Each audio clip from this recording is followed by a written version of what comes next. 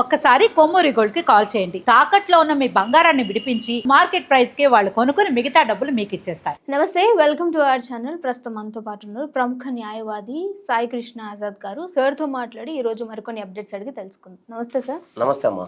Sir, చాలా మంది living relation లో ఉంటారు.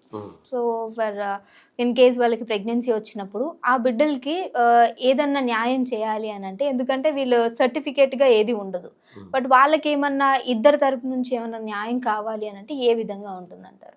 ఒకటమ్మా, ఇప్పుడు లివింగ్ రిలేషన్షిప్ అనేది ప్రజెంట్ అయితే చట్టబద్ధతమే, దాని గురించి ఏమీ ఇబ్బంది ఏం లేదు. అంటే ఒక మేజర్ అయిన ఇద్దరు వ్యక్తులు ఎవరైతే ఉన్నారో, మేజర్ అయిన ఇద్దరు వ్యక్తులు సహజీవనం చేయొచ్చు. సో దాంట్లో ఏమవుతుందంటే, ఈ మధ్యకాలంలో కొన్ని జడ్జిమెంట్స్ ప్రకారంగా ఒకవేళ మేజర్ అయిన మగ వ్యక్తి మేజర్ అయిన ఆడ వ్యక్తితో ఇద్దరు లివింగ్ రిలేషన్షిప్లో ఉన్నప్పుడు అతను గనక ఆమెను గనక కొన్ని సందర్భాల్లో కొట్టినా లేకపోతే తిట్టినా కూడా అది 498 అలాంటి కేసులు పెట్టచ్చు అని చెప్పడం చట్టంలో ఉంది.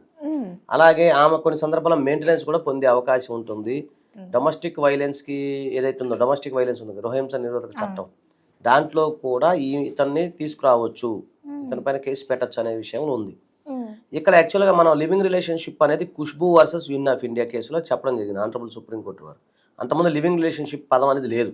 ఎందుకంటే మేము లా చదివేటప్పుడు కానీ మేము ప్రాక్టీస్ చేసిన కొత్తలో ఈ లివింగ్ రిలేషన్షిప్ అనేది అసలు సబ్జెక్టే రాలేదు, అప్పుడు లేదు, ఇవన్నీ తెలియదు మాకు.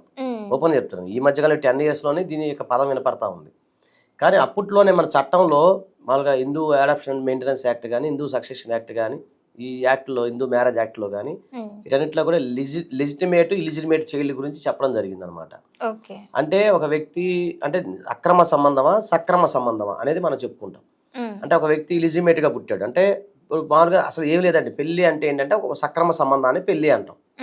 అంటే ఒక వ్యక్తి మన సాంప్రదాయం ప్రకారం, అది ఏ మతమైనా సరే, మత సాంప్రదాయం ప్రకారం 10 మంది పెద్దల ముందు ఒక ఈమె నా భార్య లేకపోతే ఇతను నా భర్త అని ప్రకటించేదాన్ని పెళ్లి అంటారు, అంతే కదండి.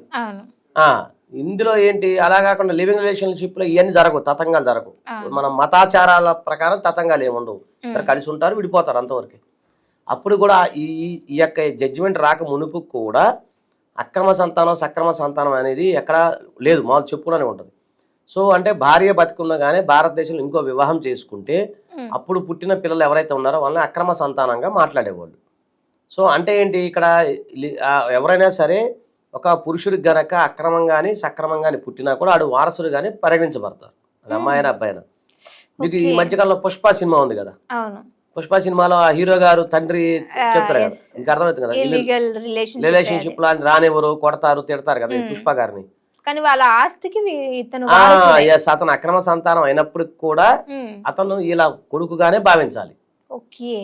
ఏంటి అదొకటి. తర్వాత మీకు వేరే సినిమా ఉంది, ఇది సీతారామరాజు సినిమా ఉంటుంది చూడండి, నాగార్జున గారు, హరికృష్ణ గారు, కోట గారు వీళ్ళంతా ఉంటారు. ఆ సినిమాలో కూడా హీరో ఆయన పెద్ద ఆయన చంద్రమోహన్ గారు, ఉండి మీకు ఎగ్జాంపుల్ చెప్తున్నాను, ఆయన ఉంటాడు, ఇద్దరు పిల్లలు కొట్టుకుంటా ఉంటారు. సో అది ఇక్కడ అక్రమ సంతానమైన సక్రమ సంతానమైన ఒక వ్యక్తికి గనక, అంటే మగ పురుషుడికి గనక వేరే అమ్మాయితో ఇల్లీగల్ అఫైర్ పెట్టుకొని ఒక బాబు పుట్టినా సరే, బాబు పాప ఎవరైనా సరే పుట్టినప్పటికి కూడా వాళ్ళు సక్రమ సంతానంగానే భావించాల్సి వస్తుంది. అంటే ఇతని యొక్క ఆస్తి ఏదైతే ఉందో ఇతనికి సంబంధించిన అన్నిటికీ అతను సేమ్ టు సేమ్, ఫస్ట్ భార్య పిల్లలు ఎలా అయితే వారసత్వం ఉంటారో వీళ్ళు కూడా అలాగే ఉంటారు. అలాగే ఈ లివింగ్ రిలేషన్షిప్ లో కూడా బాబు సరే, బాబు కానీ పాప కానీ ఎవరైనా సరే ఒక సంతానం పుట్టినప్పుడు అతని తండ్రికి సంబంధించిన వారసుడు కానీ మనం భావించాల్సి వస్తుంది. అందులో ఎలాంటి సంబంధాలు ఏం లేవు. అలాగే అతను కూడా మెయింటెనెన్స్ పొందే హక్కు ఉంటుంది. అలాగే ఇతని తండ్రికి సంబంధించిన తాతల ఆస్తి ఏమైనా ఉందనుకోండి, తాతల ఆస్తి కూడా ఇతను క్లెయిమ్ చేసుకోవచ్చు. సో తాతల ఆస్తి ఉన్నా లేకపోతే ఇతనికి సంబంధించిన ఆస్తులు ఉన్నా లేకపోతే అతను వీలునామా రాయకుండా మరణించిన ఒక వ్యక్తి, హిందూ పురుషుడు వీలునామా రాయకుండా మరణించాడు అనుకోండి, వాళ్ళకి సంబంధించిన వారసులు ఈ పిల్లడు కూడా, పిల్ల ఎవరైనా సరే ఈ చైల్డ్ వాళ్ళకు కూడా అందరితో పాటు సమాన హక్కులు వస్తాయి. అంతే తప్ప నువ్వు అక్రమ సంతానం రా, నువ్వు పుట్టలేదు, లేకపోతే నువ్వు అదే పుట్టలేదు ఇన్ ద సెన్స్ సరిగ్గా పుట్టలేదు కాబట్టి నీకు ఎలాంటి రైట్ ఏముండదు, నువ్వు అంత సీన్ లేదు అని చెప్పి అంటానికి ఏముండదు. కాబట్టి మీరు లివింగ్ రిలేషన్షిప్ లో ఉన్నప్పుడు ఒక తండ్రికి గనక ఒక బాబు పాప ఎవరైనా సరే ఎవరు పుట్టినా కూడా మీరు ఆటోమేటిక్గా జనరల్గా వాళ్ళకి పూర్తి హక్కులు వస్తాయన్న విషయాన్ని మీరు అందరూ గమనించవచ్చు. ఓకే దాని గురించి ఇబ్బంది ఏం లేదండి. ఓకే. ఇఫ్ ఇన్ కేస్ వీళ్ళు కాదు అంటే ఎవరైతే ఫస్ట్ ఉన్నారో ఫ్యామిలీ వాళ్ళు లేదు అని చెప్పి ఏమైనా ఆటంకపరిస్తే ఏమన్నా వాళ్ళ మీద ఏమైనా కేసు ఫైల్ చేసే అవకాశం ఉందా? ఖచ్చితంగా ఉంటుంది కదా, ఎందుకంటే ఇప్పుడు పుష్ప సినిమానే ఉంది, ఇప్పుడు ఆ విషయంలో అతను ఆర్థికంగా అతను రానివ్వలేదు అనుకోండి, సరే అతను సినిమా డిఫరెంట్ వేరు, కానీ ఎగ్జాంపుల్ చెప్తున్నా, అతను తన వారసత్వం నిరూపించుకొని తండ్రి ఆస్తి ఏదైతే ఉందో దానిపైన ఇతను చట్టపరంగా చర్యలు తీసుకోవచ్చు. దానికి ఎవరు అబ్జెక్షన్ పెడతానికి ఏం లేదు. ఒకవేళ బాబు మైనర్ అనుకోండి, మైనర్ తరపున వాళ్ళ తల్లి ఎవరైతే ఉన్నారో ఆమె ఫైల్ చేసుకోవచ్చు. అంతే తప్ప దాని గురించి నీకు ఇక్కడ వాటా లేదు, లేకపోతే నువ్వు మా వారసుడు కాదు, మా ఇంటి పేరు పెట్టుకోకూడదు, ఇలాగా సినిమా డైలాగులు కొడతానికి ఏమి ఉండదు.